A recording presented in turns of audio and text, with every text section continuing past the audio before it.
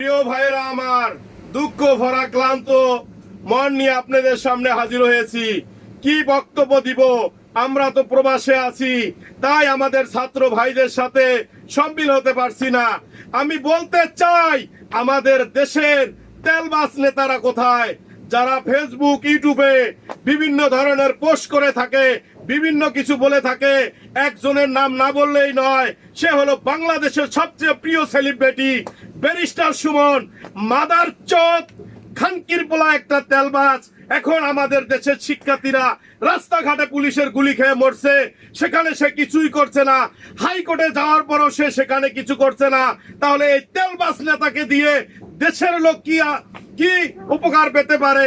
এ ধরনের তেলবাজ মানুষের থেকে আপনারা দূরে থাকবেন।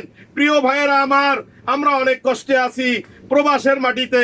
আমরা যদি দেশে থাকতাম, আমাদের রক্ত দিয়ে হলেও